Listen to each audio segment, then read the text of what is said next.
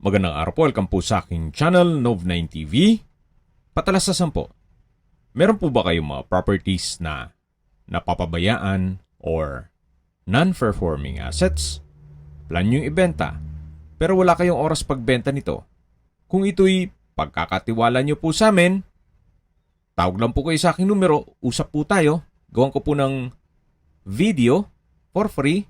Yes, libre po. Wala po kayong babayaran. Tutulungan pa namin kayong mabenta ang inyong property.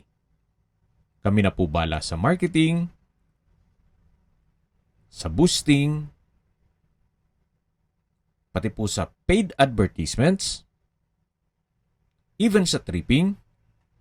Hindi na po kayo mapapagod sa pag-entertain ng mga buyers. Kami na po bala sa lahat. Tawag lang po kayo. Nandito po tayo ngayon sa Morong Bataan kung saan meron po tayong bagong video presentation.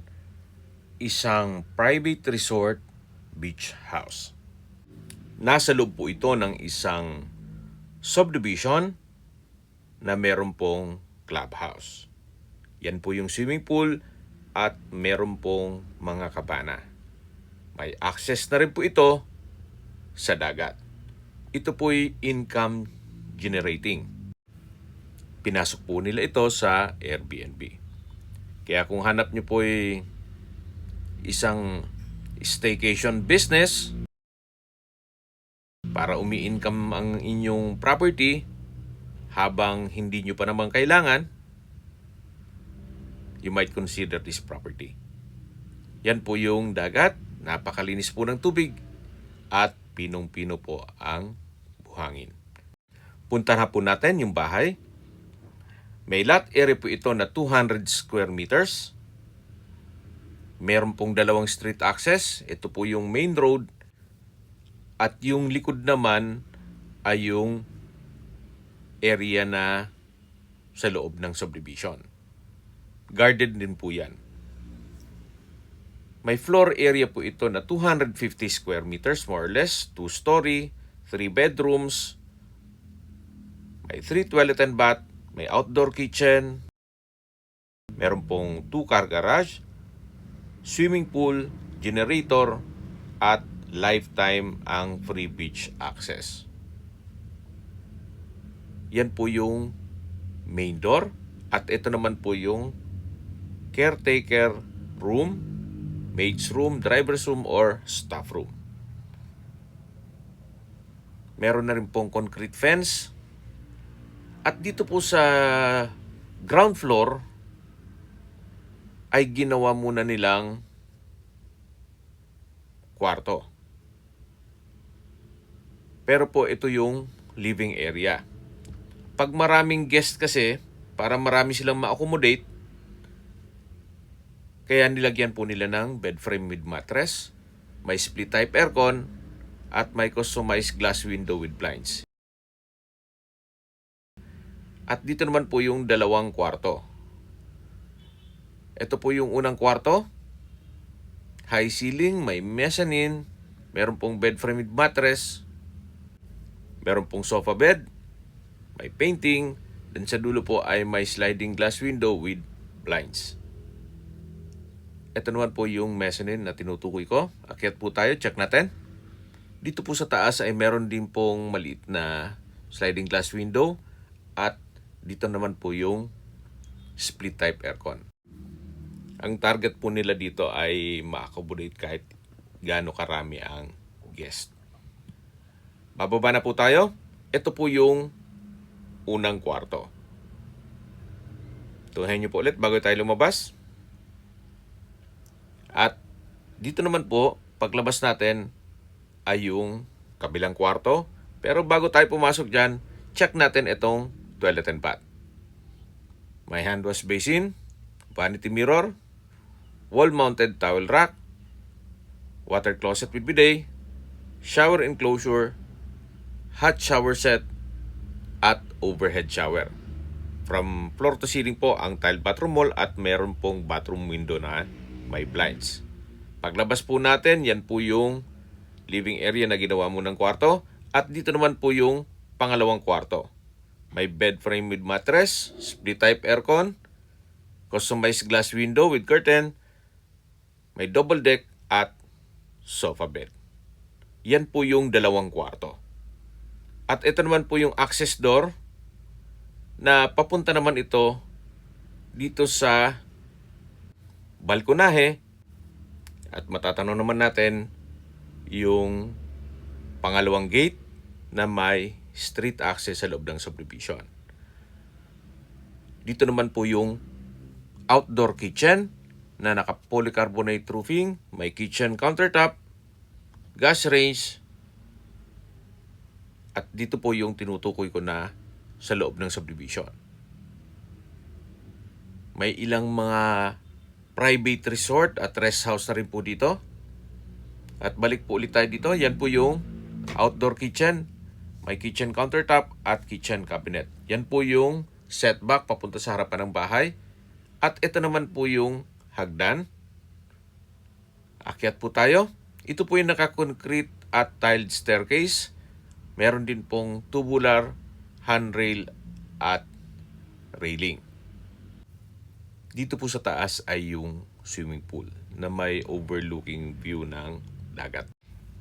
Dito po sa balkonahe ay meron pong high chair at table. Meron pong glass wall and window na may curtain. At papasok po tayo. Dito naman po yung family area or living area. Pwede na rin pong music room. Gawa ng sa likod po niyan ay yung swimming pool. May sofa set, center table, wall-mounted na TV, at dito naman po yung dining area. May dining set. Ito po yung formal kitchen na may kitchen countertop, may gas range, range hood, oven, microwave, wall-mounted kitchen cabinet o modular kitchen cabinets. May double stainless sink with faucet, kitchen drawer at storage ng kitchen utensils. Ito naman po yung access door na papunta naman sa swimming pool. Napakaganda po ng disenyo. Meron po kayong overlooking view ng dagat. At habang pinagmamasdan niyo po ang kapaligiran, recap lang po sa mga nag-skip ng video. Ito pong property ay nasa Morong Bataan. May lot area po ito na 200 square meters more or less, nasa loob ng isang subdivision. At itong bahay ay may floor area na 250 square meters. 2-story, meron pong 3 bedrooms, 3 toilet and bath, may maid's room o driver's room or staff room. Then dito po sa upper floor o second floor ay meron pong swimming pool. Ito po ay fully furnished kaya lahat pong makikita nyong kagamitan ay kasama po yan.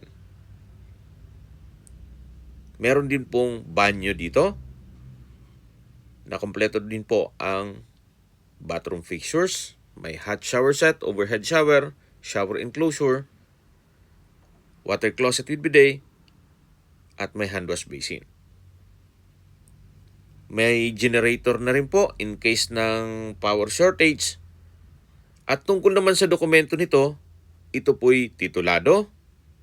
Buhay po ang may-ari, kaya wala po kayong maging problema sa documentation o sa transfer ng title. Habang pababa po tayo, pag-usapan na natin ang distance, location, at travel time. Mula po sa bayan ng Morong, ang distance is 6.6 kilometers at ang travel time is 11 minutes.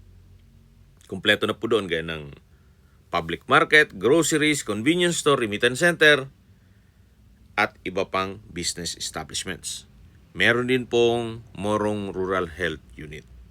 Mula naman po sa Subic, ang distance is 38.8 kilometers at ang travel time is 1 hour and 29 minutes.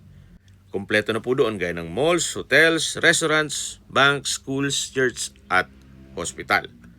At mula naman po sa Clark International Airport, ang distance is 109 kilometers at ang travel time is 1 hour and 53 minutes. Kung manggagaling naman po sa Manila, ang distance is 176 kilometers at ang travel time is 2 hours and 43 minutes. Okay, sa presyo na po tayo. Binebenta po ito ni owner sa halagang 23 million pesos. Kung hanap nyo po isang house and lot na may swimming pool at malapit pa sa dagat, you might consider this property. Kung may mga katanungan po kayo, tawag lang po kayo sa aking numero. At sa mga kababayan naman natin nasa ibang bansa, meron po akong WhatsApp, Viber, Telegram, at Signal. Same number lang po, 0917-316-3399. Sa mga nagtatanong naman po ng aming Facebook, meron po aming Facebook page na Nov9TV at Facebook Real Video. Meron din pong TikTok at Instagram. May ibang YouTube channel po kami, the Nov9TV channel, Nov9TV Listings, Nov9TV On The Spot, Nov9TV Updates, at Nov9TV House Rental. Sana po naibigyan nyo ang video presentation. Paki-like and subscribe na lang po sa aking channel para ma-update din po kayo sa aking future listings. Kung sakali po hanap nyo yung mas malaking sukat ng lupa, meron din po kami ibang listings na pwede nyong pagpilian. Huwag po kayong mag-atubiling tumawag sa amin. Then, let us know your budget para malaman namin kung anong property pwede naming ilog sa inyo. Sa lahat pong viewers, subscriber at nagtiwala po sa amin, salamat po sa suporta. Ingat po kayo lagi at yung pamilya. Maraming salamat po.